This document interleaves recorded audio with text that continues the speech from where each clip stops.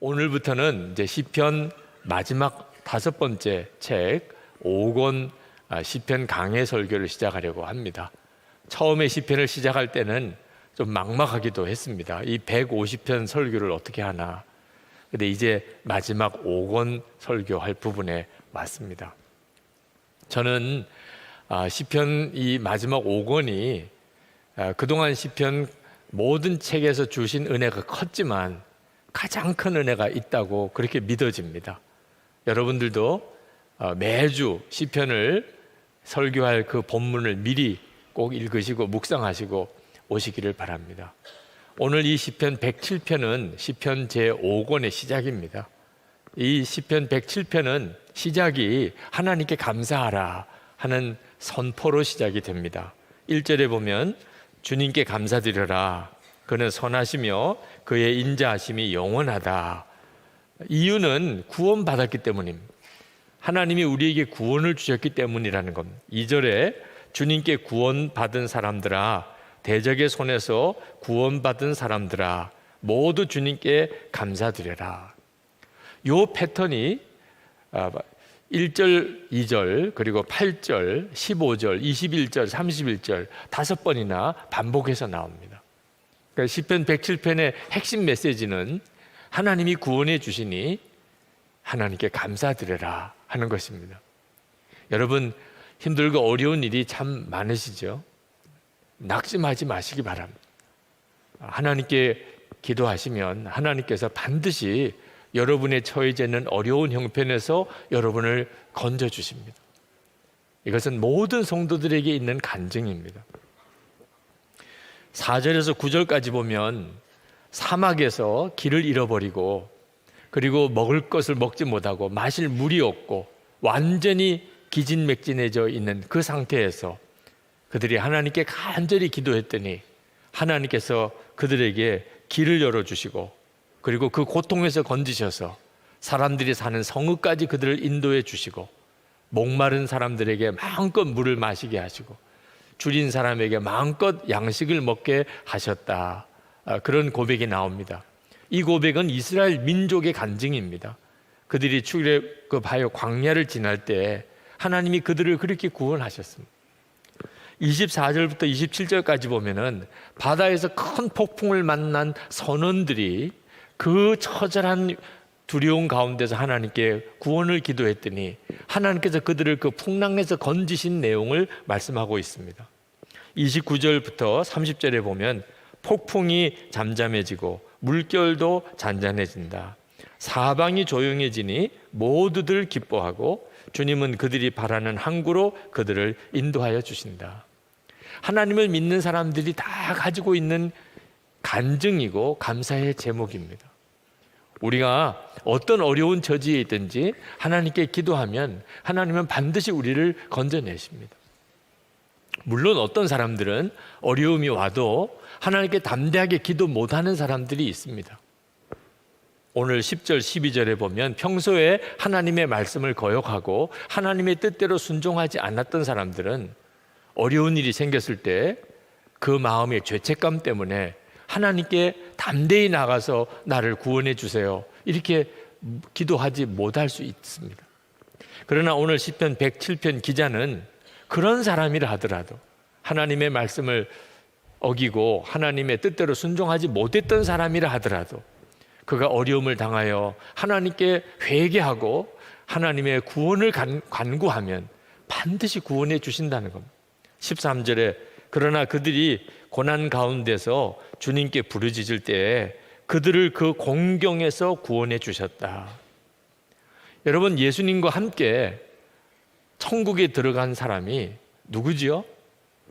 베드로입니까? 야고보입니까? 요한입니까? 사도 바울입니까? 예수님의 어머니 마리아입니까? 흉악한 강도입니다. 예수님 오른쪽에 매달렸던 흉악한 강도가 예수님과 함께 천국에 들어간 사람입니다. 그 말은 우리에게 뭘 말해줍니까? 어떤 죄인이라도 그가 진심으로 구원을 기도하면 우리 주님은 반드시 들으신다는 것입니다. 복음의 핵심을 가장 잘 이야기해 주는 것이 탕자의 비유입니다. 여러분, 탕자의 비유에 나오는 그 탕자는 불효막심한 사람입니다. 그러나 그가 구원을 간구했을 때 하나님은 사랑 많은 아버지셨습니다. 그래서 그는 자녀의 권세를 회복했습니다. 한 걸음 더 나아가서 하나님을 대적하고 하나님을 믿는 사람들을 핍박했던 사람들은 어떨까요?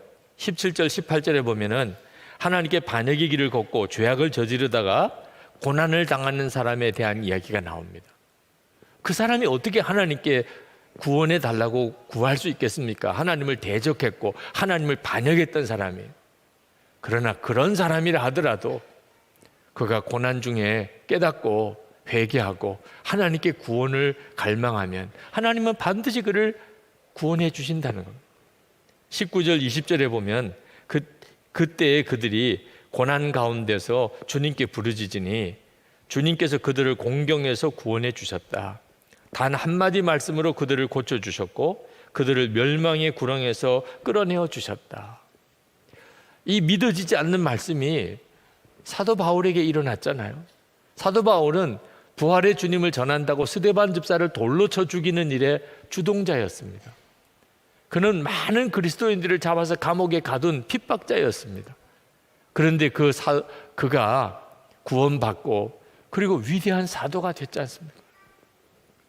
어떤 분들은 기독교가 굉장히 편협한 종교다, 너무 독선적인 종교다라고 말하지만 그건 사실과 다릅니다. 기독교는 모든 사람들에게 다 구원의 문이 열려있는 종교입니다. 모든 종교는 다 이렇게 말합니다. 당신이 죽고 난 다음에 천국에 갈지 안 갈지는 확실하지 않다. 노력해 보면 당신이 거룩하고 모든 욕심을 완전히 버리면 혹시 갈 수 있을지도 모른다.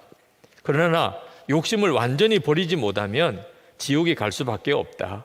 이 땅에서 잘 살았으면 죽은 후 남자로 돌아올 것이고 아니면 여자로, 그보다 못하면 짐승이나 곤충으로 다시 돌아올 것이다. 이 모든 것은 당신에게 달려 있으며 확실하지도 않다. 이게 종교입니다. 구원을 그렇게 갈망하지만 확실한 대답을 주는 종교는 없습니다. 그런데 기독교는 누구든지 예수를 믿으면 다 구원받는다고 단호하고 아주 명확하게 말씀합니다. 3절에 보면은 동서남북 사방에서 주님께서 모아들이신 사람들아 모두 주님께 감사드려라, 이렇게 말씀하고 있는데, 동서남북 사방에서 주님께서 모아들이신 사람, 무슨 뜻입니까? 우리 주님이 부르시고 구원하시는 사람은 어떤 특별한 계층, 어떤 특별한 지역, 어떤 특별한 나라, 민족에 제한되지 않는다는 거죠. 하나님의 구원은 모든 민족, 모든 계층, 모든 인종, 모든 나라, 모든 민족 사람들에게 다 열려져 있습니다. 오늘 이 시간에 이 자리에 있는 사람 중에 하나님의 나라에 들어가지 못할 사람 한 사람도 없습니다. 무당이어도 좋습니다. 인격 파탄자여도 좋습니다. 살인자여도 좋습니다. 구원에서 제외된 사람은 한 사람도 없습니다. 이것이 십자가의 복음입니다. 진심으로 내가 지옥에 갈 죄인이었음을 깨닫고 정말 회개하고 나를 구원하신 주님, 십자가에서 나 대신에 죽으신 예수님을 정말 믿으면 누구나 다 구원받을 수 있습니다. 로마서 1장 16절에 복음은 모든 믿는 자에게 구원을 주시는 하나님의 능력이 됨이라. 모든이라고 그랬습니다. 여러분 중에 정말 나 같은 자도 하나님께 구원을 기도하면 들어주실까? 그것 자체가 믿어지지 않는 사람이 있습니까? 아마 있으실 겁니다. 그래서 기도도 안 되는 분들이 있을 겁니다. 여러분, 절대로 두려워하지 마시기 바랍니다. 여러분이 어떤 사람이었든지 간에, 여러분이 무슨 일을 했든지 간에, 여러분이 하나님께 하나님 나를 구원해 주세요 라고 기도하면 하나님은 반드시 들으시고 응답하십니다. 무엇보다도 저 자신이 그 증인입니다. 저는 하나님의 말씀을 노골적으로 어기고 하나님이 기뻐하지 않는 일을 그렇게 했던 그런 사람은 아닙니다. 저는 하나님을 믿는 사람들을 핍박하고 교회를 박해하던 그런 죄를 지은 그것도 없습니다. 그러나 저는 그 모든 사람들보다도 더 무서운 죄인이었습니다. 바리새적인 신앙을 가지고 있는 사람이었습니다. 저는 겉으로는 흠없고 모범생의 삶을 사는 것 같이 사람들에게 보이지만 속으로는 골수까지 젖어 있는 죄인입니다. 겉으로는 고개를 숙이고 아주 겸손한 것처럼 보이지만 속으로는 영적인 교만이 하루를 찌를 듯한 그런 사람이었습니다. 저 같은 유형의 사람은 정말 구원받기 어려운 사람입니다. 차라리 죄를 짓고 하나님을 핍박까지 했던 사람은 극적으로 회심하고 돌이킬 가능성이 있습니다. 그런데 저 같은 사람은 겉으로 난 하나님을 잘 믿는 사람이라고 스스로 생각하니, 나는 죄인이 아니라고 느껴지니 진정으로 복음 안에서 거듭나고 돌아서기가 어려운 사람. 그런데도 그런 저임에도 불구하고 하나님께서는 제 기도를 들어주셨습니다. 장애인이 될 수밖에 없는 그런 처절한 처지에서 어느 교회에서도 저가 일할 수 없는 그런 상황에서 방황할 때 하나님께 간절히 저를 살려주시기를, 저를 건져주시기를, 저와 만나주시기를 기도할 때 주님은 응답하셨습니다. 오늘 여기 계신 여러분 중에 진심으로 자기 자신이 죄인인 것을 정말 고백하고 그리고 하나님께 구원을 기도하면 응답 못 받을 사람 한 사람도 없습니다. 그러나 여러분 주의할 것이 하나 있습니다.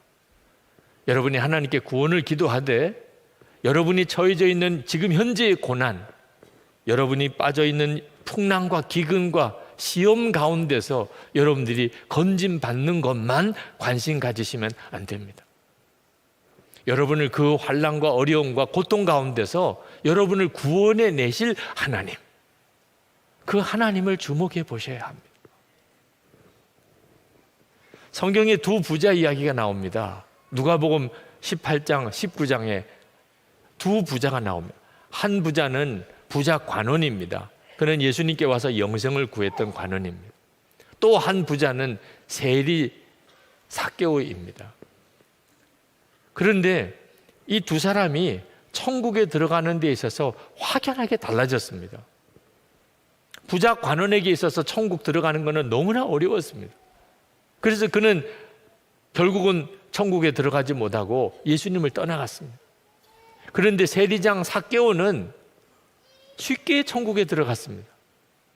어떻게 이런 차이가 있는 거죠? 똑같은 부자였는데 구하는 것이 달랐기 때문입니다. 부자 관원은 예수님께 나와서 영생을 구했습니다. 그런데 삭개오는 그저 예수님 얼굴 한번 보기를 원했습니다. 무엇을 구하느냐고 하는 것이 엄청난 결과를 만든 겁니다. 여러분, 영생은 조직 폭력배 두목도 구합니다. 영원히 살면 좋은 거죠. 진시 황제도 영원히 살기를 구하지 않았습니까?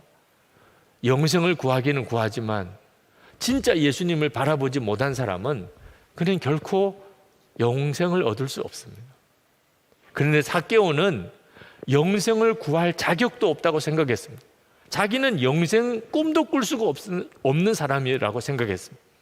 그저 예수님 얼굴 한 번만 보면 좋겠다. 왜? 들리는 소문에 의하면 예수님은 사람을 외모로 판단하지 않는다고 그러더라.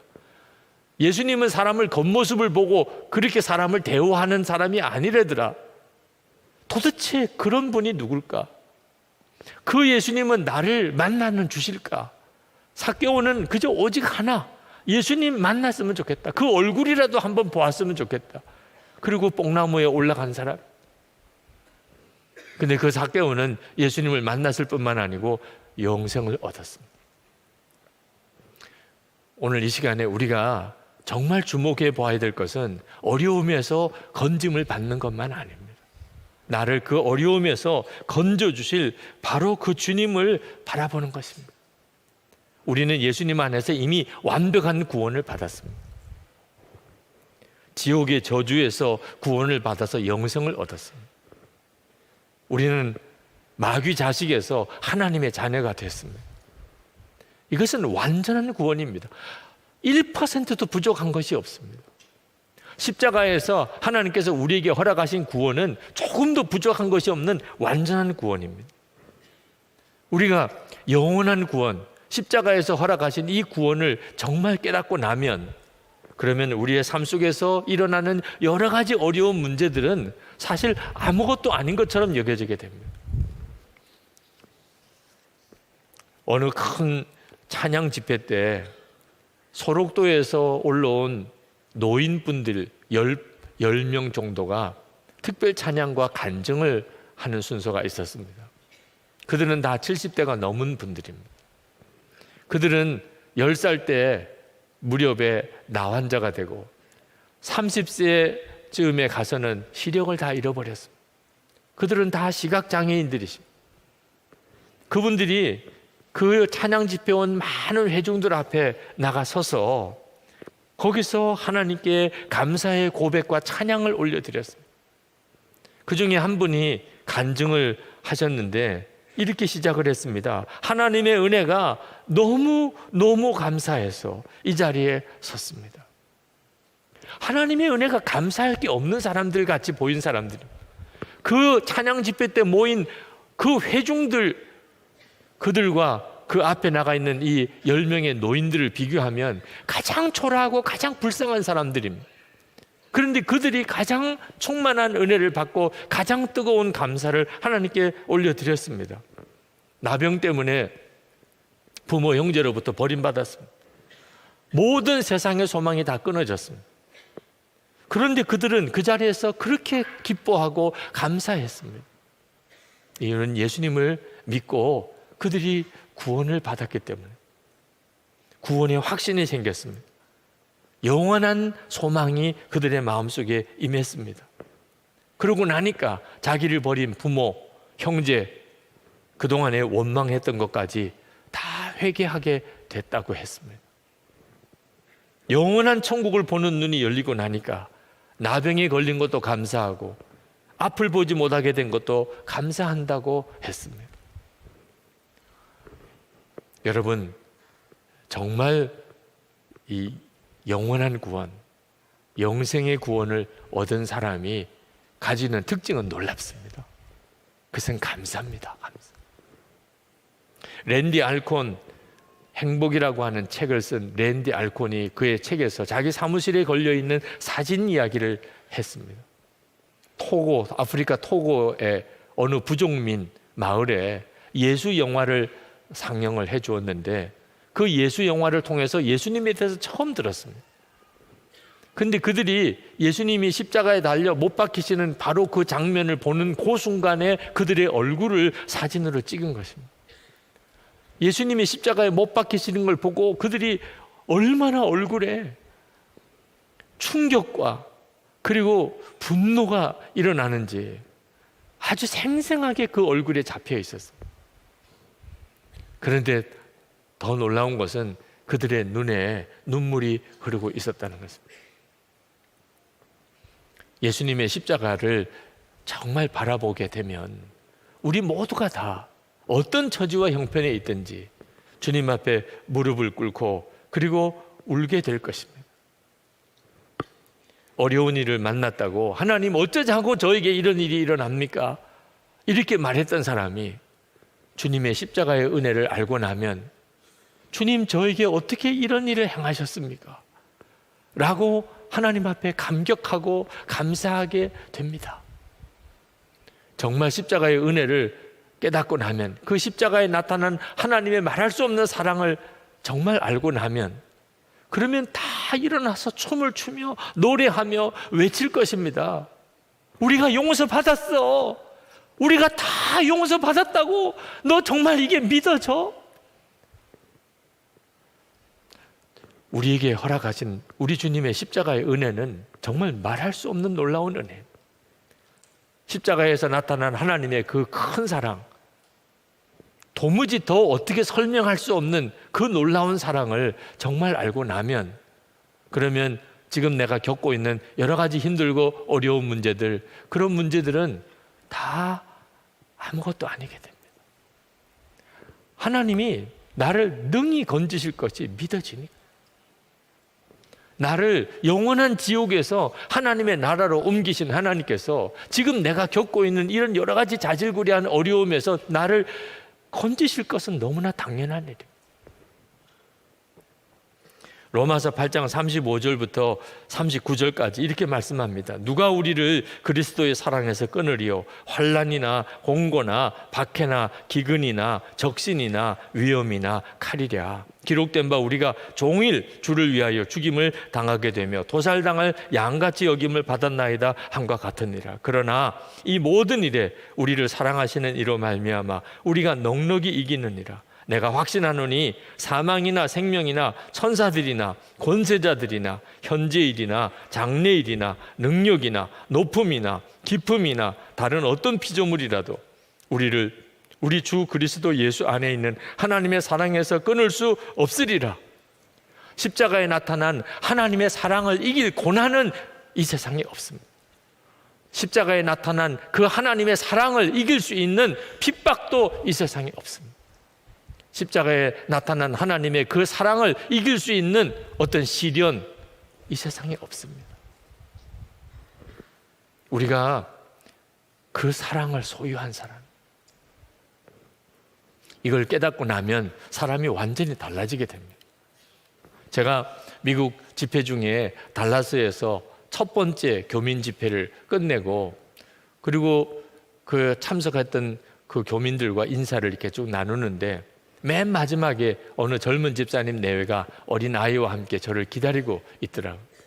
그러면서 저에게 다가와서 아주 웃는 얼굴로, 환한 얼굴로 저에게 인사를 하는 겁니다. 목사님 설교를 통해서 그동안 은혜를 많이 받았습니다. 오늘도 은혜 받았습니다. 그러면서 카드를 하나 저에게 주세요. 숙소에 돌아와서 그분의 카드를 읽는데 정말 마음에 감동이 오더라고요. 그분은 미국에 유학을 해서 박사학위를 하고, 그리고 미국에 있는 대학에서 지금 교수가 되기 위한 그런 심사를 받고 있었다는 것입니다. 그동안에 제 설교를 들으면서 참 은혜는 받았지만 예수님만 바라보라, 주님과만 동행하라, 그 메시지에 대해서는 그렇게 마음에 와닿지 않더랍니다. 지금 진행되고 있는 이 교수 채용 과정을 어떻게 해서든지 하나님이 도와주셔서 내가 반드시 교수로 채용되게 해 주십사, 그런 간절한 기도를 하나님께 드리고 있는데, 주님께 다 맡기라, 오직 주님만 바라보라, 그게 너무 막연하게 느껴지더래요. 그는 여전히 하나님 저를 이 교수 채용되게 해 주셔야 됩니다. 이미 최종 단계까지 갔으니 거의 된 거나 마찬가지지만 여전히 마음엔 두려움이 있었답니다. 그는 큰 고생 없이 자랐기 때문에 고난을 당하는 것에 대해서는 너무너무 마음이 힘들고, 그리고 유학생활이 쉽지만 않았는데 빨리 유학생활이 좀 끝나서 이제 반듯하게 교수로서 미국에서 가르치는 일을 했으면 좋겠다, 그런 마음의 소원이 있었습니다.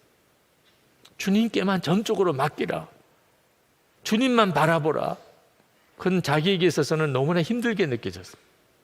그런데 결과적으로 교수 임용에 탈락을 했습니다. 그 소식을 듣는 바로 그 순간에 마음이 완전히 무너질 수밖에 없는 바로 그 순간에 갑자기 목사님의 설교가 이해되기 시작했다는 거예요. 주님이 함께 하심이 믿어지더라는 거예요. 주님이 함께 하시는 게 믿어지니까 우리를 낮추시고 줄이게 하실지라도 주님과 동행하면 그러면 충분한 거잖아? 그런 생각이 들더랍니다. 주님이 역사하시는 것을 기다리는 것 자체가 행복한 일이잖아? 그런 생각이 들더라는 것.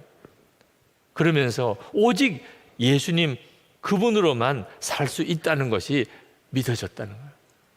그러면서 목사님, 제가 교수 임용에는 내가 실패했지만 오히려 그것 때문에 진정으로 주님을 믿는 믿음을 얻었습니다.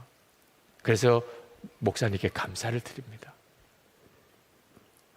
여러분, 힘들고 어려운 일이 있으신 분들 십자가를 한번 바라보십시오. 십자가의 예수님을 한번 바라보십시오. 그러면 분명히 깨닫게 될 겁니다. 우리는 이렇게 실패자로 끝날 인생이 아니라는, 하나님이 우리를 어떻게 구원해 주셨는데, 당신의 독생자를 보내시고 예수님이 십자가에서 우리를 위해서 피까지 흘려주셨는데, 우리가 우울하고 낙심하고 실패에 무너지고 그렇게 처절하게 우리 삶이 그렇게 끝나게 하나님이 계획하셨겠습니까? 우리를 어떻게 구원해 주셨는가?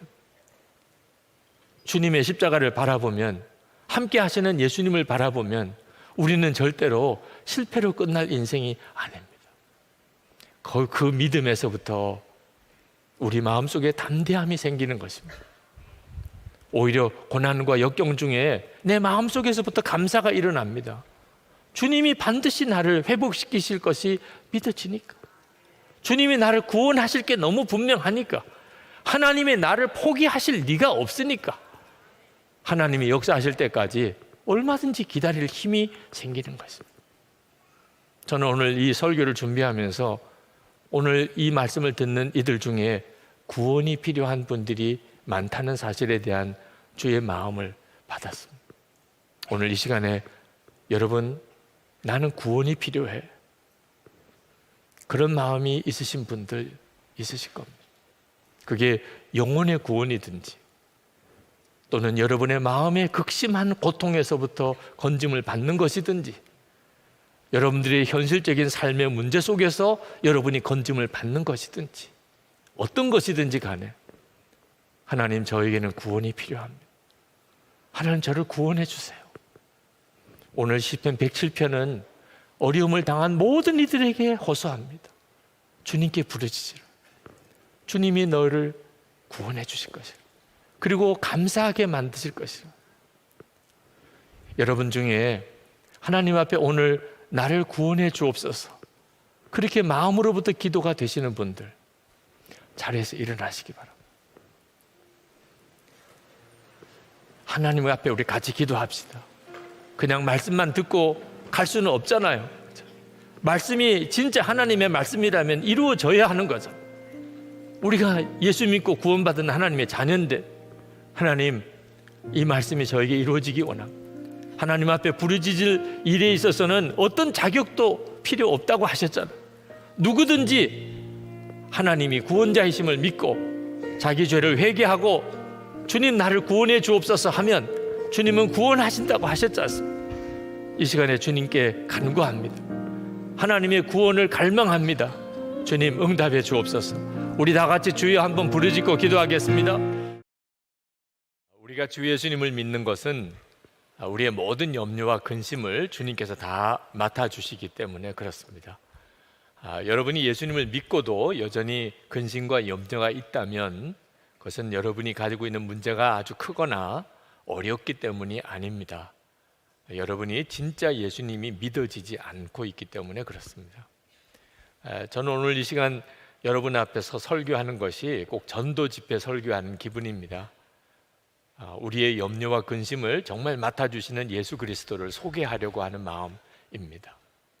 이 시편 115편은 이스라엘 백성이 아주 힘들고 어려운 문제 속에 마음을 잡지 못하고 방황할 때, 그때 하나님만 의지하라 하고 외치는 그 시편 기자의 기도입니다. 9절부터 11절까지 3번이나 반복해서 똑같은 외침을 합니다. 이스라엘아, 주님을 의지하여라. 주님은 도움이 되어 주시고 방패가 되어 주신다. 저는 이 말씀이 오늘 우리에게 정말 실제가 되었으면 합니다. 저희 딸에게 만약에 마지막 한마디를 남겨주라고 한다면 저는 하나님만 의지하라고 하는 말씀을 남기고 갈 것 같습니다. 그것은 저에게 있어서 그보다 더 중요한 교훈은 없기 때문에, 제가 실제로 살아오는 동안 하나님만 의지하는 것 외에는 정말 가치 있는 것도 실제로 우리에게 힘이 되는 것도 없기 때문에 그렇습니다. 시편 기자가 이렇게 외친 것은 그가 하나님만 바라보고 있었기 때문에 그렇습니다. 그는 1절에서 모든 영광을 주님의 이름에만 돌리기를 그렇게 기도하고 있습니다. 주님, 영광을 우리에게 돌리지 마십시오. 우리에게 돌리지 마시고 오직 주님의 이름에만 영광을 돌리십시오. 우리가 하나님을 바라보면 누구나 다 이렇게 기도할 겁니다. 영광은 오직 주님께만 돌리십시오. 그런데 사람들이 하나님이 보이지 않으니까 사람에게 또 자기 자신에게 영광을 돌리는 겁니다. 사람 때문에 된 일인 줄 알고, 자기 자신이 잘해서 된 일인 줄 알고, 영광을 하나님께 돌리지 아니하고 사람에게, 자기 자신에게 돌리는 것은 정말 두려운 일입니다. 어떤 사람들은 자기가 실패한 것이 자기의 무능 때문인 줄로 아는 사람이 있습니다. 어떤 사람은 자기가 유능해서 성공한 줄 아는 사람도 있습니다. 이건 정말 두려운 일입니다. 우리가 실패하고 우리가 성공하고 우리의 삶의 모든 영역에 하나님을 바라보아야 됩니다. 사도행전 12장 21절 23절에 보면 헤롯이 왕복을 입고 백성들 앞에 나가 서서 말을 시작을 할 때, 그때 그 백성들 중에 어떤 사람이 이것은 신의 소리로다, 사람의 소리가 아니로다, 그렇게 아부성 발언을 크게 했습니다. 사람들이 다 옳소라고 외칠 때 헤롯이 그걸 스스로 기쁘게 생각하고 영광을 주님께, 하나님께 돌리지 않았습니다. 하나님의 사자가 그 헤롯을 쳐서 벌레가 먹어 죽어버리고 말았습니다. 영광을 하나님께 돌리지 아니하고 자기 자신이 가로채거나 사람에게 돌리는 것은 정말 두려운 일인데 우리는 늘 그렇게 하고 삽니다. 내 삶에 어떤 사람이 나를 도와줬다고 생각하고 또 나 자신이 뭘 잘해서 되어졌다고 그렇게 여기고 삽니다. 여러분, 이 눈이 여러분 정말 새롭게 뜨여야 합니다. 이런 말 하는 것은 참 조심스러운 말이기도 하지만 너무 중요하기 때문에 여러분에게 꼭 드리고 싶은 것이, 선한목자교회가 큰 위기를 극복하고 또 지금처럼 이렇게 성장한 것이 유기성 목사 때문이라 라고 하는 말과 생각은 여러분 정말 두려운 것입니다. 절대로 저 때문에 그렇게 된 것이 아닙니다.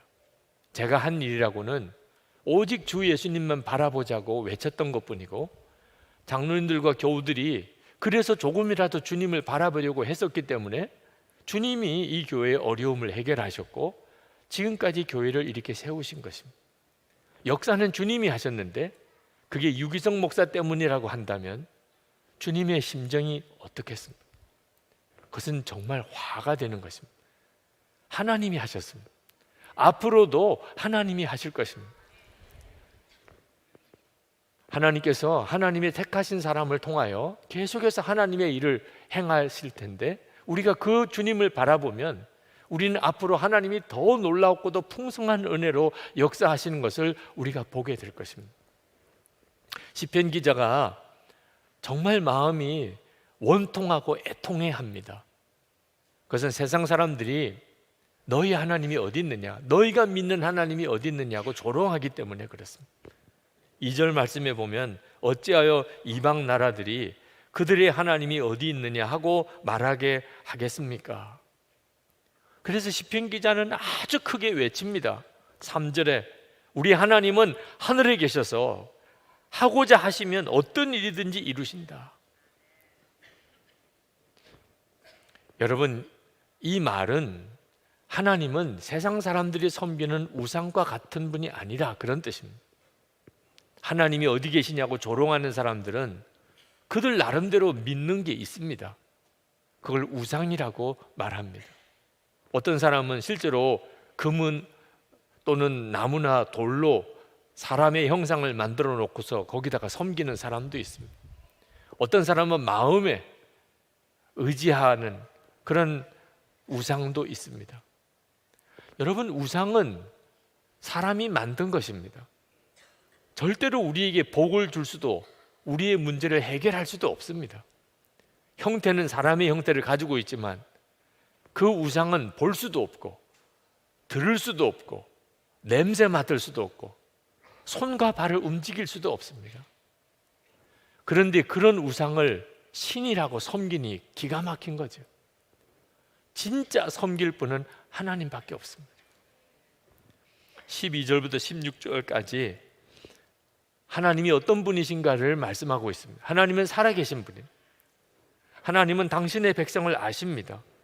그리고 복을 주시는 분이십니다. 높은 사람이든 낮은 사람이든 구별하지 않고 정말 하나님을 경외하는 사람에게 하나님이 복을 주십니다. 하나님은 하늘을 만드시고 그리고 땅을 만드셨습니다. 그리고 우리로 사람으로 하여금 이 땅에서 살게 하셨습니다. 우리는 하나님으로부터 복을 받은 사람입니다. 우리가 하나님을 믿는다는 것은 정말 엄청난 복입니다. 여러분이 하나님을 믿는다는 것이 얼마나 놀라운 것인지를 여러분이 분명하게 알아야 합니다. 절대로 하나님을 겉으로만 믿는 척하고 끝내면 안 됩니다. 어떤 성도님이 아버님 때문에 많이 마음이 속상해 하시더라. 72살 되신 아버님, 교회도 다니시고 또 집사의 직분도 가지고 계신데 병원에서 폐암 말기 진단을 받으셨어요. 의사 선생님이 한 달 정도밖에 사실 수 없겠습니다. 제가 의사지만 저로서는 아무것도 할 수 있는 게 없습니다. 그럴 때 그 아버님이 그 의사의 발을 붙잡고 살려달라고 애걸하는 모습을 보고 너무너무 마음이 아팠다는 거예요. 의사는 자기가 할 수 있는 게 없다고 그러는데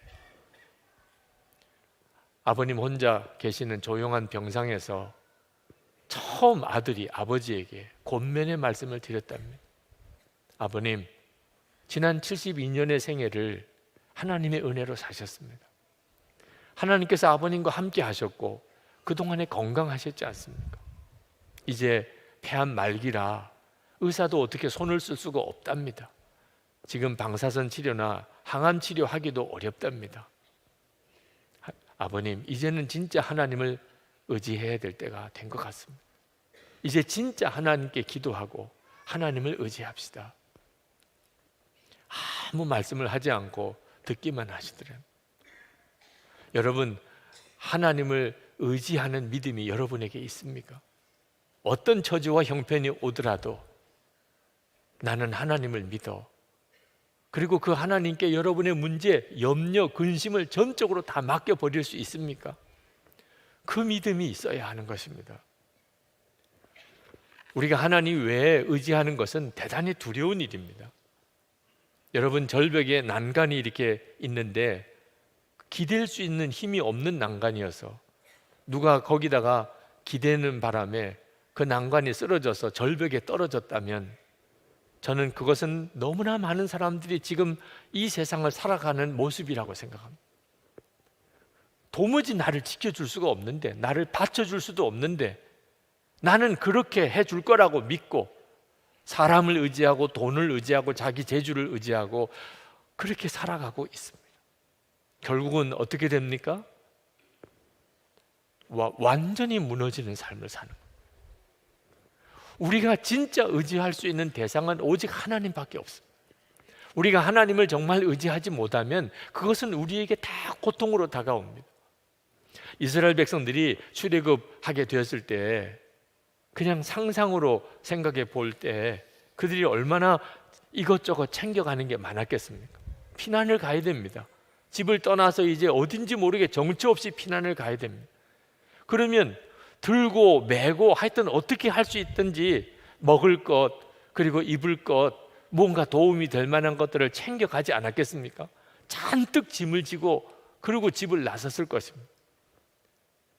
그런데 바로의 군사가 뒤쫓아올 때 홍해 그 바닥을 그렇게 건너야 할 때 그리고 광야길을 그렇게 걸어가야 될 때 그들이 뭔가 도움이 될 줄로 생각하고 짊어지고 왔던 그 짐들이 얼마나 그들을 힘들게 했겠습니까?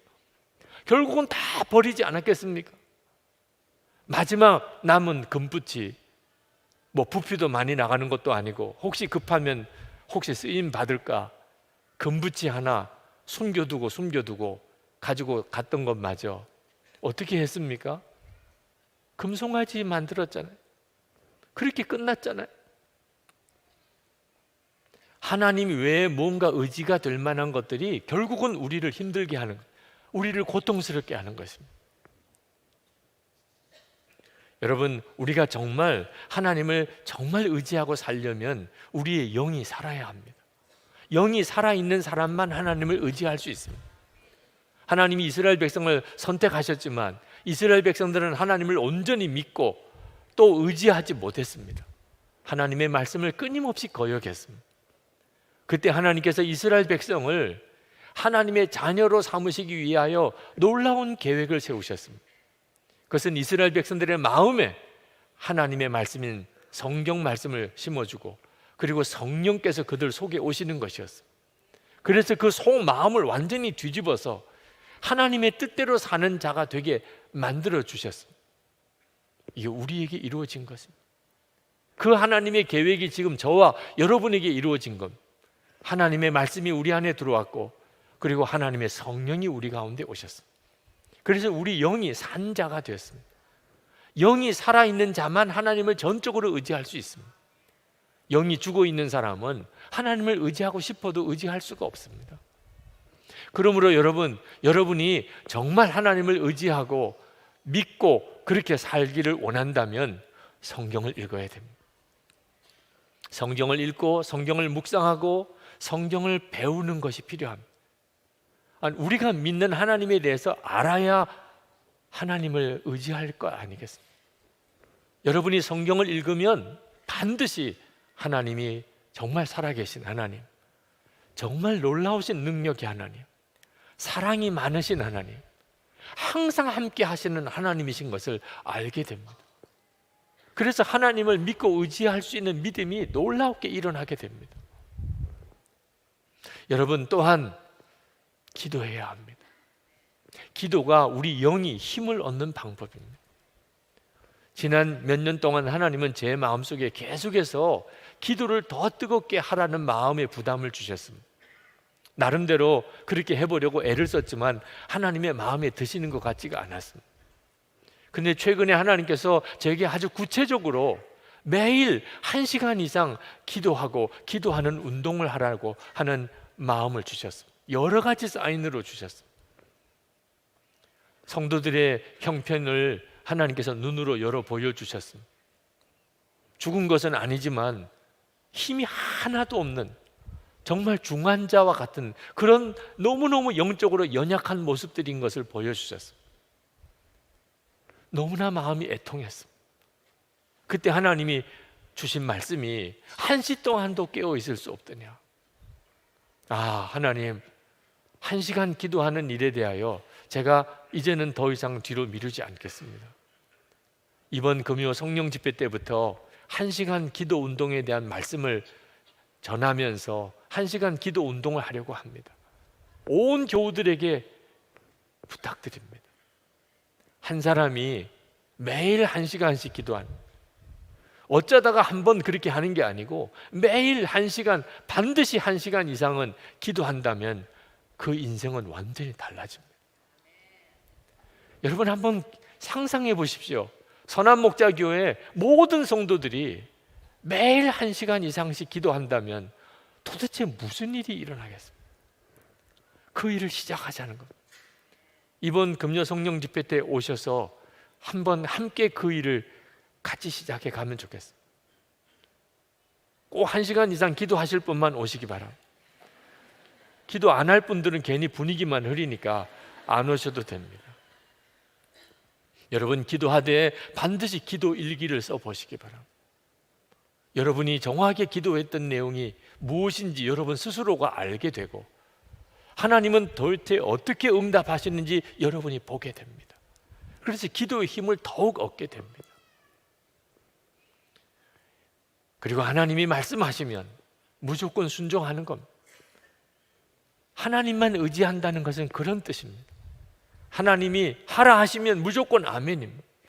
하나님이 하지 말라고 그러셔도 무조건 아멘입니다. 여러분이 그렇게 하시면서 그 다음에는 하나님의 역사가 최선임을 믿는 것입니다. 하나님의 말씀을 붙잡았고 그리고 하나님께 매일 1시간 이상 기도했고 그리고 하나님의 말씀에 내가 순종했다면 하나님은 반드시 역사하십니다. 내 마음에 들지 않는 일이 일어난다 할지라도 그건 하나님이 하시는 최선이다. 오히려 믿고 감사하며 하나님을 찬양하는 것입니다. 우리가 진정으로 하나님을 믿고 신뢰하는 것은 찬양으로 드러납니다. 17절 18절에 이렇게 말씀했습니다. 죽은 사람은 주님을 찬양하지 못한다. 침묵의 세계로 내려간 사람은 어느 누구도 주님을 찬양하지 못한다. 그러나 우리는 이제부터 영원까지 주님을 찬양할 것이다. 할렐루야. 하나님을 전적으로 의지하는 사람의 특징이 찬양입니다. 그의 삶 속에 어찌 찬양할 만한 일만 일어나겠습니까? 그러나 하나님을 전적으로 의지하는 사람은 내가 하나님을 의지하는 중에 일어난 모든 일은 다 하나님의 역사다. 그렇게 믿을 수 있는 믿음이 생기게 되는 거예요. 그리고 찬양의 기적이 그 삶 속에 일어나는 것입니다. 어제 은천 장학교에 장학금 수여식이 있었습니다. 장학생들을 다 불러서 장학금 증서를 전달하고, 그리고 하나님이 주시는 마음들, 소감을 서로 나누는 시간에 참 도전을 많이 받았습니다. 어느 신대원생의 아버지가 목사님이신데 장학금을 수령하러 오셨습니다. 그리고는 그 아들에 대한 이야기를 하시더라.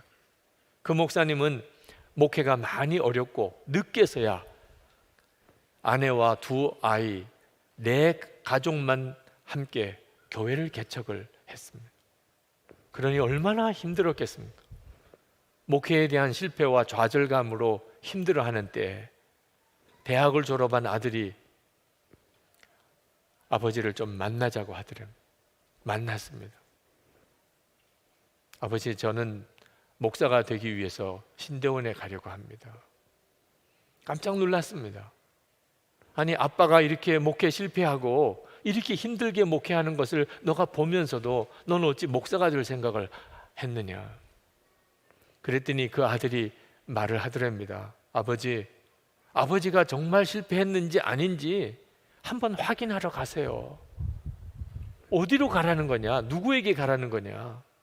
예수님 앞이지요. 예수님께서 아버지에게 실패했다고 하시면 아버지는 실패고, 예수님께서 실패했다고 말씀하지 않으시면 아버지는 실패한 게 아니잖아요. 그리고는 그 아들은 신학교를 갔습니다. 그러나 학비가 문제죠. 학비를 마련할 길이 없습니다. 은전장학교에서 장학생으로 선발되어서 이번에 학교를 등록하게 됐다는 것.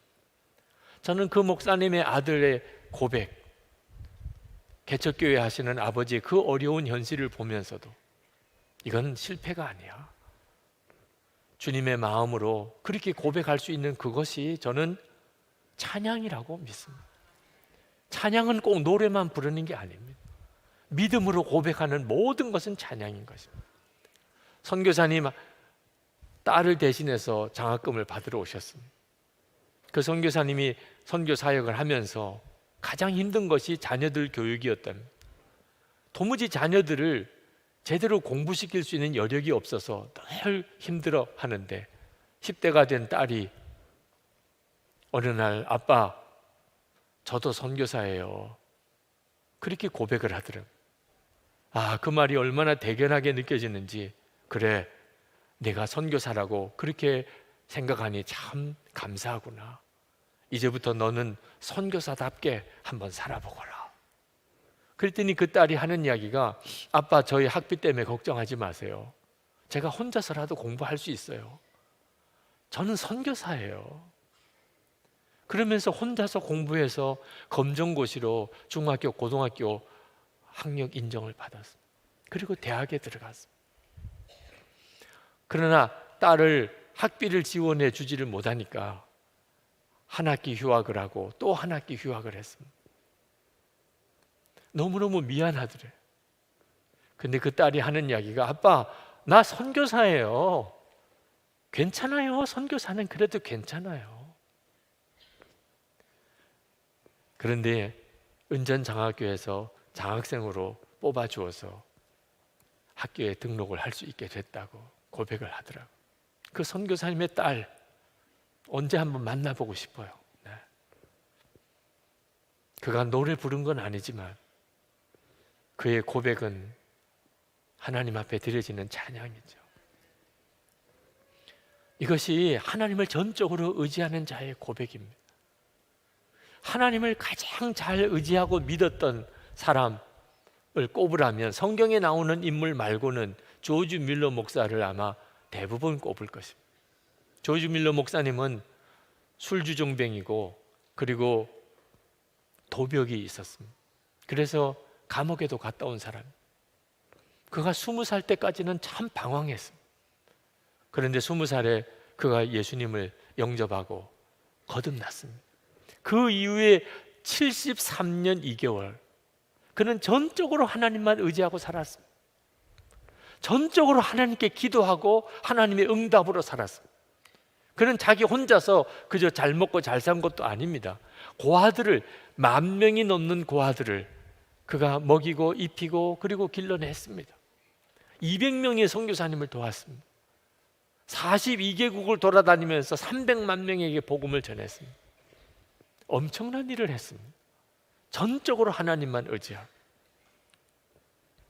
존 파이퍼 목사님이 이 조지 밀러 목사님의 삶과 그리고 사상과 사역에 대해서 그가 강연을 하면서 맨 마지막 부분에 조지 밀러 목사님의 우리를 향한 호소를 그 책 맨 마지막에 덧붙였습니다.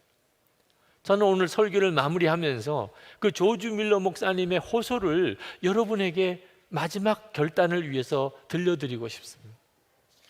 이렇게 조지 밀러 목사님이 말씀했습니다.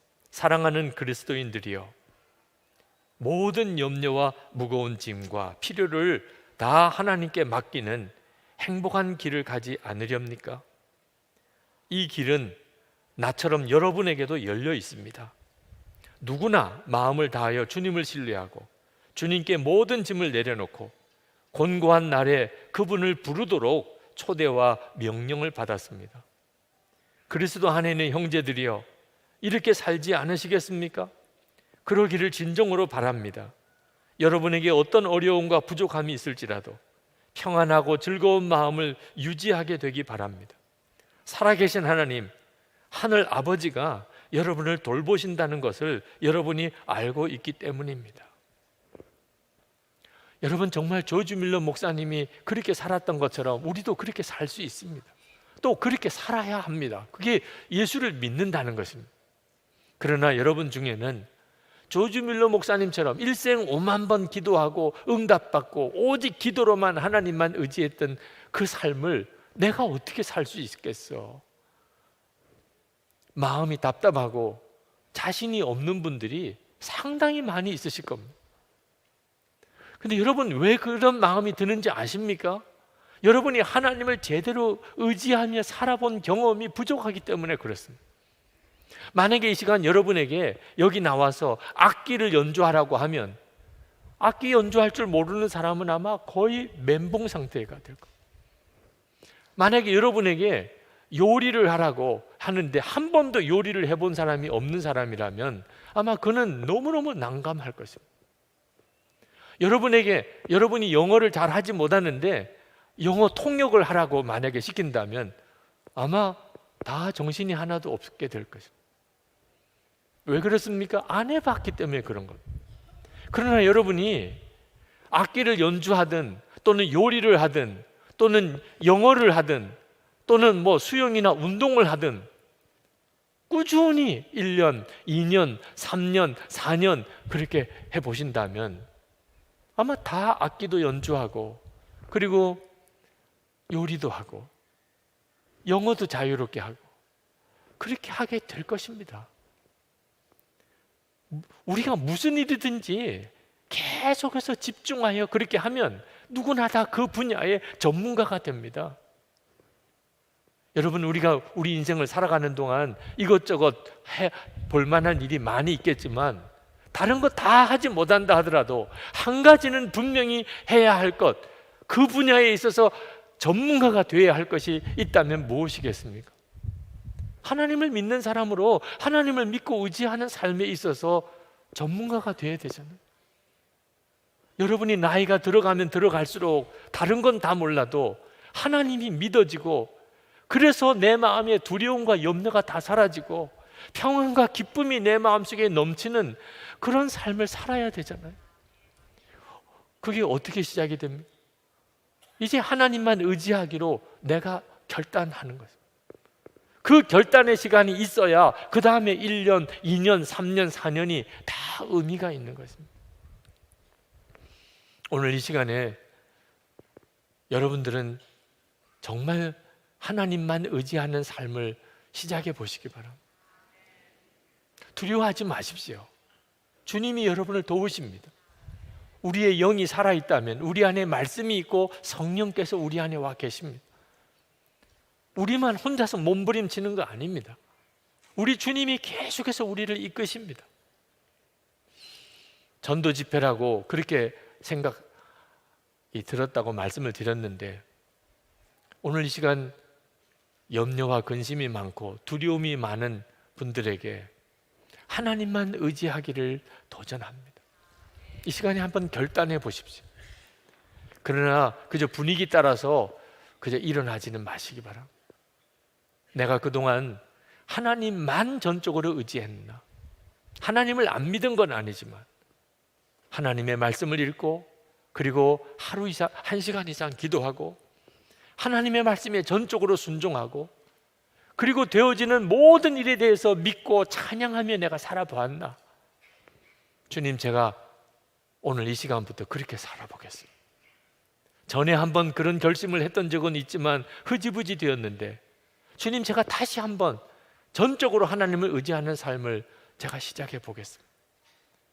여러분 마음에 정말 그런 결단이 있으신 분, 주님이 오늘 이 말씀을 듣게 하시는구나, 그렇게 깨달아지신 분, 우리 일어나서 같이 기도하시겠습니다.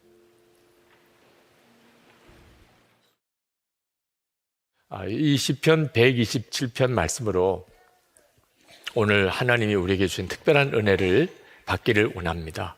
하나님이 제 마음속에 주시는 이 말씀에 대한 간절함이 참 큽니다. 저는 오늘 이 시간 여러분 모두가 다 하나님이 주시는 평안과 기쁨과 그리고 행복을 누리게 되기를 축복합니다. 하나님은 우리에게 평안을 주시고 기쁨을 주시고 사랑을 주시고 우리를 행복하게 해주시는 분이십니다. 그런데 하나님만 우리 가운데 역사하는 게 아니고 마귀가 또 역사합니다. 마귀는 끊임없이 우리 마음에 두려움과 염려와 미움과 분노와 좌절을 우리 가운데 심어주면서 우리의 삶을 망가뜨리려고 합니다.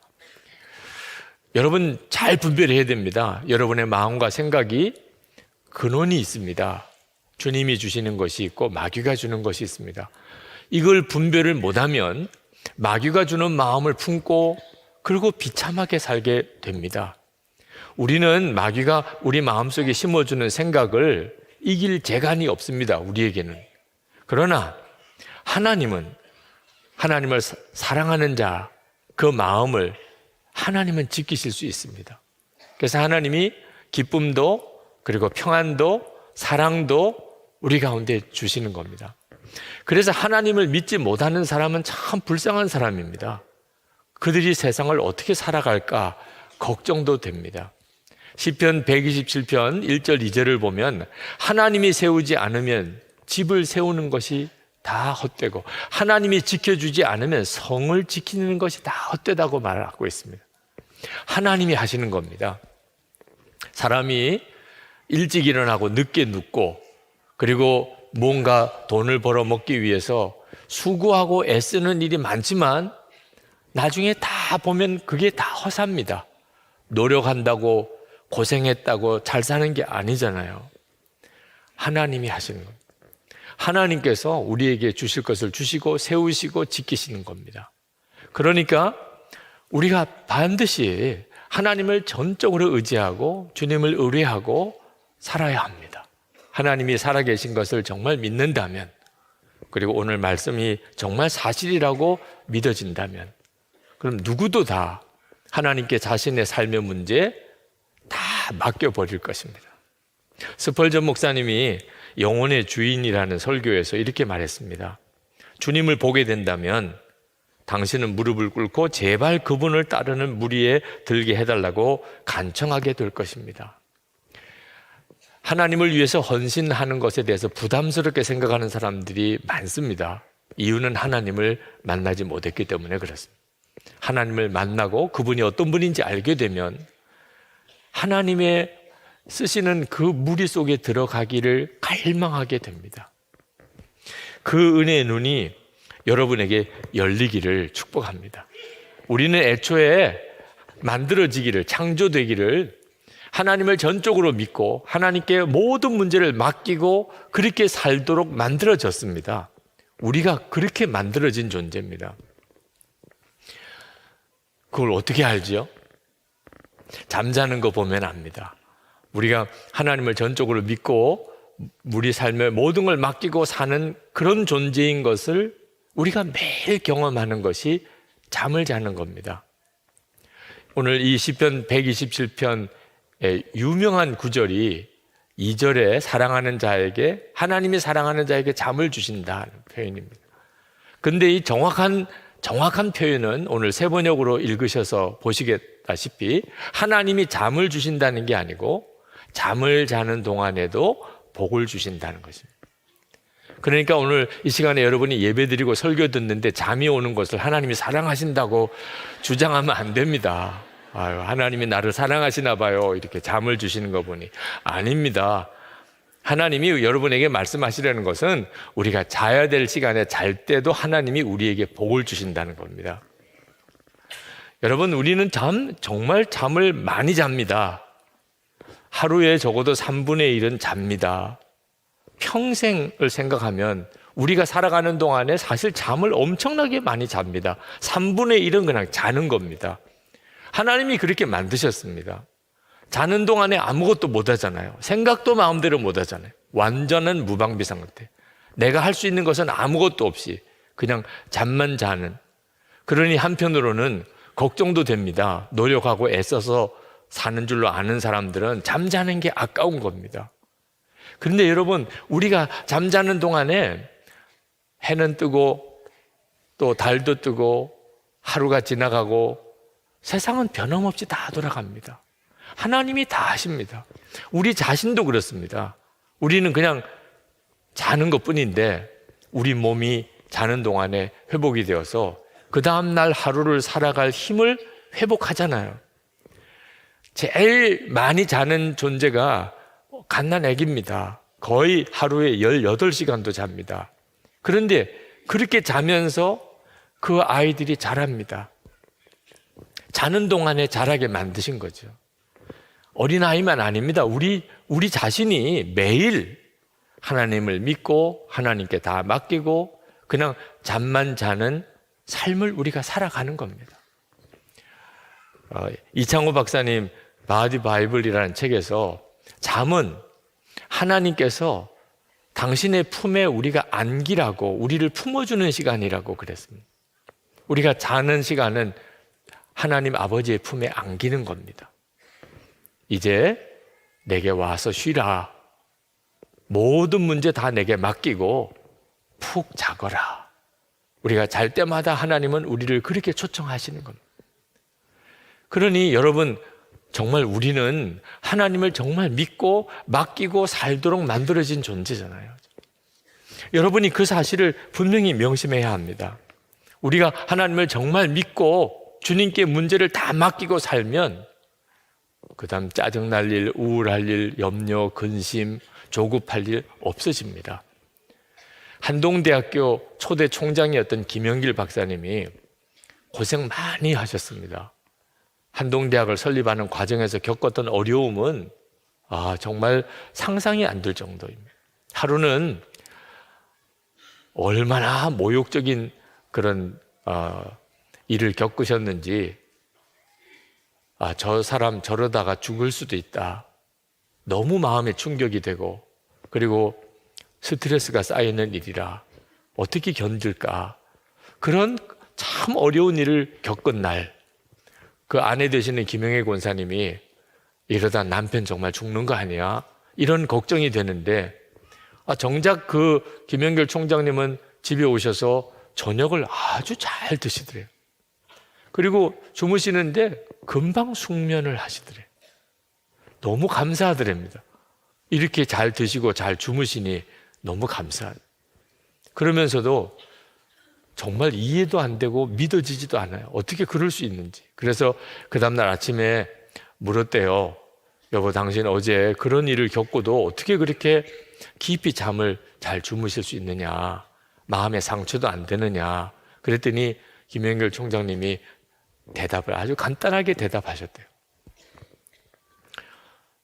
죽었는데 뭐, 죽은 사람이 마음에 상처받고 죽은 사람이 뭐 화내는 거 봤어? 예수를 믿어도 진짜 믿고 나면 나는 죽고 이제는 예수님으로 산다, 진짜 주님을 믿고 그리고 내 삶은 완전히 주님께 다 맡겨버리고 나면 세상에서 가장 강한 사람이다. 네. 가장 놀라운 삶을 살아갑니다. 2절 말씀에 보면 일찍 일어나고 늦게 눕는 것, 먹고 살려고 애써 수고하는 모든 일이 헛된 일이다. 사람들이 왜 잠을 잘 못 자고 그렇게 어려워하는가? 하나님이 믿어지지 않아서 그런, 하나님께 문제가 맡겨지지 않으니까 그런 겁니다. 가난하고 또 힘든 사람들만 잠을 못 자는 게 아닙니다. 뭐 먹고 사는 거 전혀 걱정이 없을 만한 것 같은 사람도 잠을 못 잡니다. 자면은 손해라고 생각, 자면은 진다고 생각, 어떻든지 잠을 줄이는 거예요. 공부하는 학생들 더 공부하고 또 학위를 하려고 하여튼 잠을 최대한 줄입니다. 돈 버는 것도 어지간히 돈 버는 재미가 들고 나면 자는 게 아깝습니다. 어떻든지 안 자고 돈을 더 벌려고 합니다. 또 즐기고 하려고 어떻든지 잠을 자지 않고 즐기려고 합니다. 그러다가 정말 온 국민이 수면 부족입니다. 그것 때문에 우리가 치러야 될 대가가 엄청나게 큽니다. 여러 가지 우리 일하는 현장에서 일의 효율성이 떨어지죠. 잠이 제대로 자지 못하면. 의료비도 증가해요. 잠자지 못해서 병드는 일이 많습니다. 온갖 사고들이 벌어집니다. 졸음운전으로 일어난 사고들 소식을 계속 듣잖아요. 쥐를 실험을 했는데 잠을 재우지 않고 자꾸 수면 시간을 줄였더니 거의 미치고 그리고 죽어버리더라고요. 잠을 자지 않는다는 것은 믿음이 없어서 그런 것입니다. 하나님이 믿어지지 않으니까 잠자는 시간이 두렵고 아깝다는 거죠. 그런데 하나님을 정말 믿고 나면 잠자는 시간은 매일 내가 경험하는 정말 가장 놀라운 은혜의 시간. 믿고 맡기고 잤는데 하나님이 다 책임져 주시더라고요. 세상에 이보다 더 편안하고 즐거운 일이 어디 있습니까? 하나님은 우리 모두에게 내게 오라, 그래서 쉬라, 편안하게 자라, 다 맡기거라. 우리 주님은 우리 모두를 다 그렇게 초청하셨습니다. 세상에서 어떤 사람을 초청할 때는 까다롭습니다. 그 사람이 어느 정도로 유능한 사람인가, 그 사람이 직책은 뭔가, 그 사람 직업은 뭔가, 어느 학교 출신인가, 얼마나 똑똑한가, 돈은 얼마나 버는가. 우리는 세상에서 사람을 초청할 때는 이런 것들을 따져서 초청합니다. 그런데 하나님은 정반대십니다. 하나님은 오히려 아무것도 할 수 없는 사람, 완전히 무방패 상태인 사람, 세상에서 무능하다고 손가락질 받는 사람, 세상 사람들이 다 버린 것 같은 사람, 그런 사람도 다 오라 하십니다. 마태복음 11장 28절에 수고하고 무거운 짐진 자들아 다 내게로 오라, 내가 너희를 쉬게 하리라. 하나님이 초청하는 사람은 수고하고 무거운 짐을 진 사람입니다. 여러분 중에 나는 정말 수고하고 무거운 짐이 있어, 하나님이 여러분을 초청하고 계시는 겁니다. 주님은 우리에게 쉬게 해주시겠다고 약속하셨습니다. 그런데 이 쉼은 두 가지가 있는데, 하나는 구원의 잠, 구원의 쉼입니다. 이 구원의 쉼은 영원한 쉼이고, 그리고 이미 우리 가운데 다 이루어졌고 우리는 그냥 믿기만 하면 됩니다. 예수님을 믿으면 우리는 영생을 얻었습니다.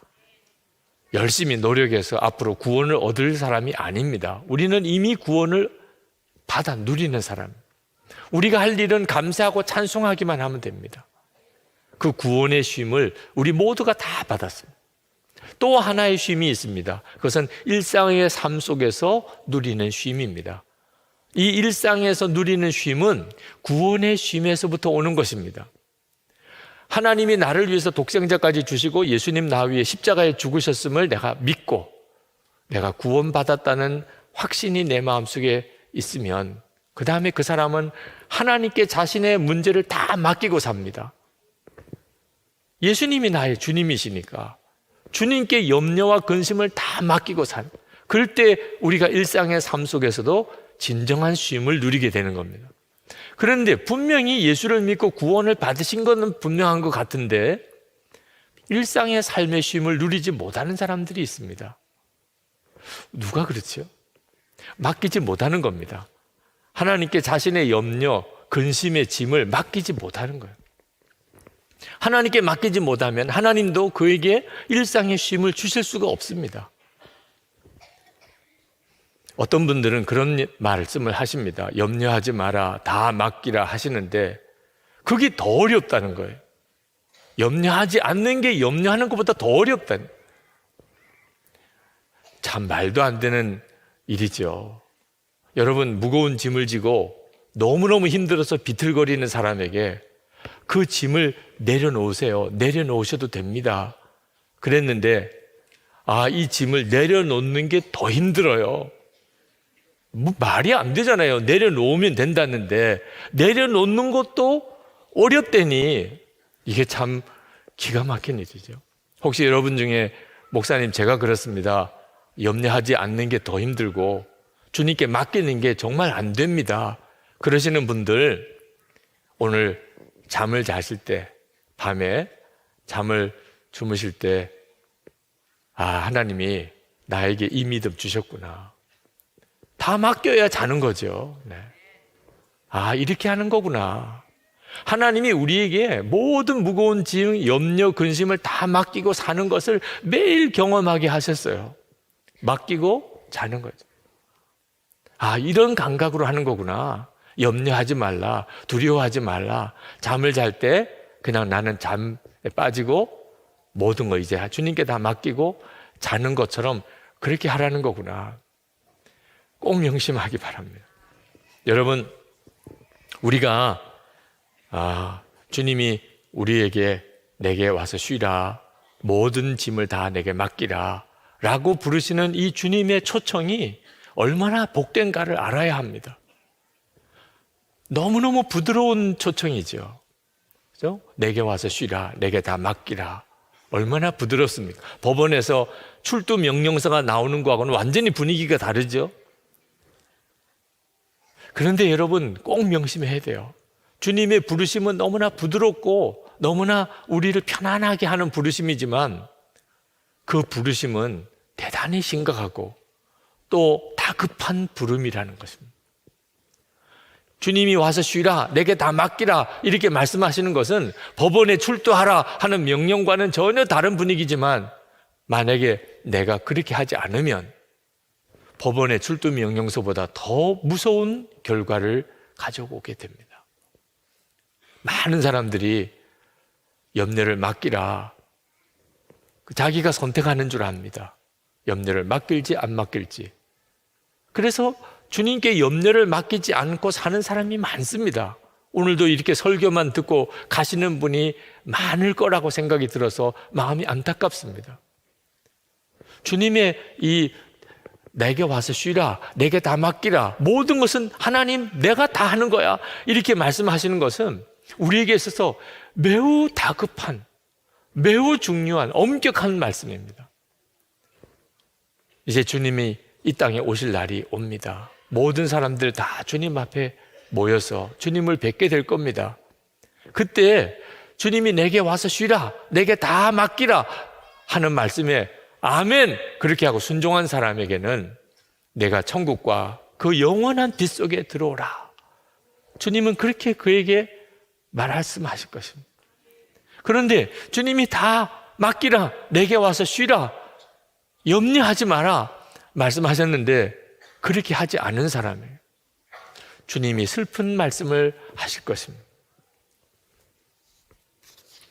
내가 너를 도무지 알지 못하니 내게서 떠나가라. 여러분, 주님께서 우리에게 초청하시는 이 부름은 살고 죽는 문제와 달려 있습니다. 어린아이가 부모님이나 어른들이 다급하게 소리쳐서 말씀하면 그대로 즉각 순종해야 되는 것이 어린아이들에게는 매우 중요합니다. 왜냐하면 어린아이들은 위험을 이해하기가 쉽지 않습니다. 자기에게 지금 어떤 위험이 닥쳐오는지를 깨닫지 못할 때도 많습니다. 저기서 차가 아주 빠른 속도로 다가오는데 길가에서 아이가 놀고 있다면 그걸 본 엄마 아빠는 다급하게 빨리 뛰어와 그렇게 말할 거잖아요. 그때 그 아이가 엄마 아빠가 큰 소리로 자기를 부르는 것을 듣고 즉각 반응하면 그는 그 위험에서 벗어나겠죠. 그런데 왜 그래야 돼요? 왜? 뒤에 차가 오는 걸 이 아이는 알 수 없어요. 근데 왜 내가 지금 이렇게 잘 노는데 엄마 아빠에게 가야 돼요? 그러는 순간에 그는 차에 치이게 되는 거죠. 사나운 개가 어슬렁거리는데 그 옆에서 놀고 있는 아이를 보면 우리는 그 아이를 급히 부르잖아요. 그 아이는 이해하고 자기가 깨닫고 그러고 난 다음에 반응하면 이미 더 늦어버리는 거죠. 근데 여러분, 어린아이만 그렇습니까? 어른이 되신 여러분들은 여러분에게 닥치는 위험을 여러분은 다 이해하십니까? 하나님만이 아십니다. 지금 우리가 어떤 어려움 속에 있는지, 어떤 위기 가운데 있는지 우리는 전혀 깨닫지 못할 때가 있습니다. 그런데 하나님께서 우리에게 말씀하시는 거예요. 내게 와서 쉬라. 내게 모든 염려를 다 맡기라. 그리고 너는 그냥 편안하게 잠을 자. 부드러운 부르심이지만 그 표현은 우리가 정말 파멸로 들어가는 우리의 삶 전체가 망가지는 그런 위기 가운데 우리를 건져내시려고 다급하게 우리를 부르시는 부름입니다. 주님께 귀를 기울이고 주의 말씀을 항상 들으려고 하는 마음이 있는 사람에게만 깨달아지는 거예요. 저는 이 설교를 준비하면서 베드로전서 5장 7절 말씀, 염려를 주께 맡겨버리라. 이 말씀이 얼마나 다급하고 강하고 그리고 너무너무 안타까워 사시는 말씀인가. 그 느낌이 이전에는 경험해 보지 못할 정도의 강도로 왔어요. 염려를 주께 맡겨버리라. 오늘 이 시간에도 그렇게 주의 말씀을 들을 분들이 있으세요. 왜? 염려가 그를 죽이고 있으니까. 하나님이 믿어지지 않으니까 염려하고 있는 겁니다. 염려를 붙잡고 있다는 것은 하나님을 안 믿는 거예요. 그게 그 사람의 인생을 망가뜨리는 겁니다. 어려움이 그 사람의 인생을 망가뜨리는 게 아니고 염려가 그를 망가뜨리는 거예요. 염려하면 하나님이 역사할 수가 없어요. 문제를 주님께 맡기지 않으면 주님이 우리의 삶에 간섭하실 수가 없어요. 그래서 주님이 말씀하시는 거예요. 염려를 주께 맡겨버리라.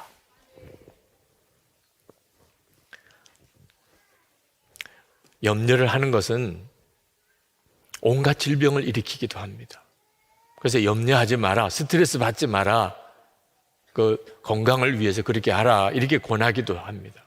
근데 여러분, 염려는 단순히 건강의 어려움만 주는 게 아닙니다. 영생의 문제도 달려 있습니다. 누가복음 21장 34절을 보면 너희는 스스로 조심하라. 그렇지 않으면 방탕함과 술 취함과 세상의 염려로 마음이 둔하여지고 뜻밖의 그날이 덫과 같이 너에게 임하리라. 염려가 얼마나 무서운지 모르니까 그냥 염려하는 것을 스스로 받아들이는 거예요. 만약에 이 염려가 얼마나 무서운 건지 안다면 염려가 생길 때 즉각 주님께 나갈 것입니다. 빌리 그레함 목사님이 내 모습 이대로에서 이렇게 말했습니다. 40년 전 스케줄을 돌아보고 내가 엄청나게 많은 일을 했다는 사실에 깜짝 놀랐다. 그 모든 약속이 정말 필요했을까?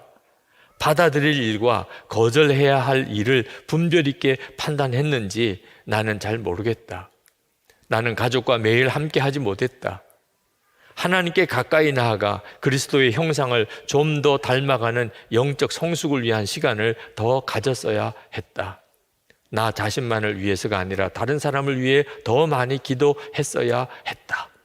빌리그리암 같은 목사님도 인생을 살고 노년에 가서 돌아보니까 내가 꼭 해야 될 일을 한 건가?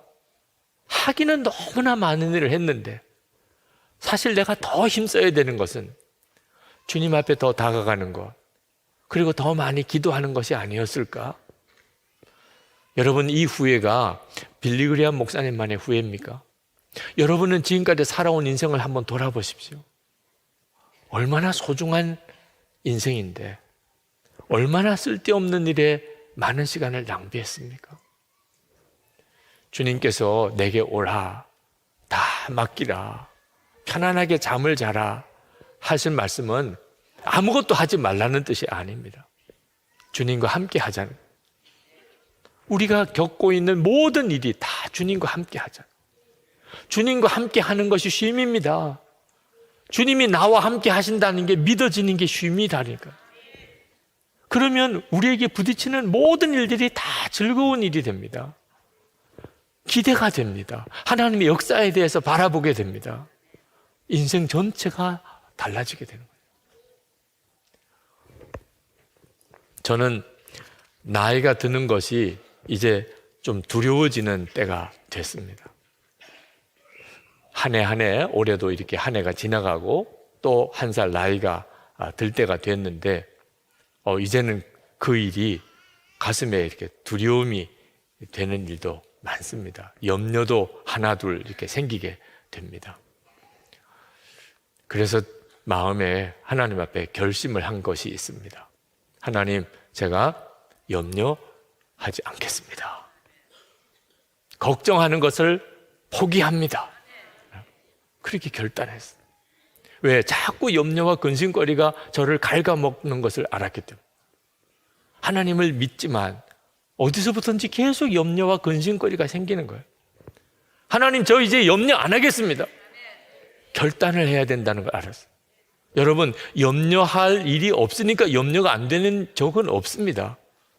염려거리는 앞으로 계속 많이 늘어날 겁니다. 중요한 것은 여러분이 결단했느냐 하는 거예요. 염려하지 않기로, 정말 염려하지 않기로 결단했는 거예요. 저는 오직 하나만을 위해서 힘쓰기로 했습니다. 어떻게 살까, 뭘 먹을까 다 염려 안 하고 오직 하나, 항상 주님 바라보고 그리고 기도하고 주님께서 말씀하시면 순종하고 그것을 매일 기록해보고 그거 하나만 하기로 했어요. 계속 제 마음속에 두려움이 오는지 염려가 내 자리에 자리 잡았는지, 그래서 그날 그것을 정리하고 또 정리하는 것을 제가 하기로 결심을 했습니다. 저는 밤에 잘 때마다 하나님 앞에 제 삶 전체를 주님께 맡기는 시간을 갖습니다. 하나님, 잡니다. 주님께 다 맡깁니다. 그리고 자는데 얼마나 마음이 참 편안해지는지, 이게 하나님을 믿는 거구나. 여러분, 자리에 누워서 하나님께 다 맡깁니다. 정말 주님 사랑합니다. 저와 함께 계셔서 너무 감사합니다. 그리고 이렇게 잠을 주무셔 보세요. 이것이 하나님을 믿는 거구나 느껴집니다. 저는 잠을 잘 못 자게 되는 중요한 원인 중에 하나가 설교 준비 때문에 그랬어요. 특히 토요일 밤은 저에게 있어서는 정말 악몽과 같은 날. 주일에 설교 들으러 많은 분들이 사모함으로 오시는데 제가 그들에게 말씀을 잘 전할 수 있을까? 잘 말씀을 전할 준비가 됐나? 여러분, 설교 준비는 끝이 없습니다. 항상 뭔가 부족한 것 같습니다. 그래서 토요일 밤을 그냥 꼴딱 세운 적이 많습니다. 설교 잘해보자는 거지만 어느 순간에 그게 믿음이 아니라는 걸 알았어요. 믿음이 아니었어요. 왜 믿지 못할까? 주님이 말씀을 주실 것이라고. 그래서 이제 토요일 밤 자야 될 시간이 되면 설교 원고가 마음에 좀 안 들어도 이제는 주님 잡니다. 그리고 잡니다. 주님이 책임져 주세요. 내일 새벽에도 아무런 영감이 없으면 설교 안 합니다. 교인들 더 좋아할 것 같습니다. 계속 안 주시면 저 그냥 경비하겠습니다. 주님이 말씀 안 주시는데 제가 설교할 이유가 없잖아요. 정말 잠을 잔다는 것은 주님께 맡기는 매일매일의 연습이고 훈련입니다. 근데 너무너무 놀라운 평강을 얻었어요. 선한목자교회 담임 목사도 스트레스 받을 일 많습니다. 하나님이 너무나 놀라운 평강을 주신, 주님께 진짜 맡기고 또 맡기고 사니까. 1947년 10월 14일입니다. 척 에거라고 하는 조종사가 실험 로켓을 타고 비행기를 타고 당시 1급 비밀에 해당되는 음속 장벽을 깨는 실험을 했습니다. 그전에는 비행기 조종사가, 전투기 조종사들이 음속에 가까이 가면 비행기 기체가 심하게 흔들리고 그리고 나사도 풀릴 것 같은 그런 요동치는 것 때문에 너무 위험하니까 음속을 돌파할 거라고는 생각도 못했습니다. 그런데 이제 그 실험을 하는 겁니다. 처음 음속 장벽을 돌파하는 실험을 하면서 로켓 넷을 이제 엔진에 달고 그리고 엔진에 불을 붙였습니다. 그리고는 점점점 속도가 높아지면서 음속에 가까이 갔습니다. 비행기 기체가 심하게 요동을 하고 흔들리고 그 압박감이 엄청나게 심했습니다. 근데 이 존 에거는 끝까지 견뎠습니다. 그 비행기의 계기판에 게이지가 완전히 한계를 넘어섰습니다. 음속을 넘어선 거죠. 지상에 있던 그 광경을 실험하는 지상 관측 요원들이 정말 찢어질 듯한 굉음을 들었습니다. 우리가 초음속 전투기가 비행을 할 때 들리는 소리 아시죠? 네. 근데 바로 그 순간에 에거가 탄 비행기는 기체의 떨림과 동료가 멈췄습니다. 에거는 하늘 꼭대기로 쏘아 올려진 느낌이었습니다. 하늘은 진한 진주색으로 변했습니다. 하늘 색깔이 완전히 달라져 버렸습니다. 갑자기 별이 나타나고 달이 나타나고 그리고 태양도 동시에 빛나고 있었습니다. 황홀한 우주가 펼쳐집니다. 그는 넉넉히 우주를 바라보았습니다. 지구 위에서 그는 마치 왕처럼 홀로 특별하게 아무도 침범할 수 없는 그런 영역을 차지하고 있었습니다. 에거는 그때 그 경험을 이렇게 표현했습니다. 마치 아기의 배처럼 부드러웠습니다. 할머니가 차를 마시며 앉아 있을 수 있을 정도였지요. 여러분, 이것이 우리가 주님께 우리의 삶의 염려를 다 맡길 때 경험하는 참 놀라운 경험입니다. 내 염려와 걱정을 주님께 정말 맡겨버리는 일이 처음에는 매우 두렵습니다. 정말 그래도 되는 건가?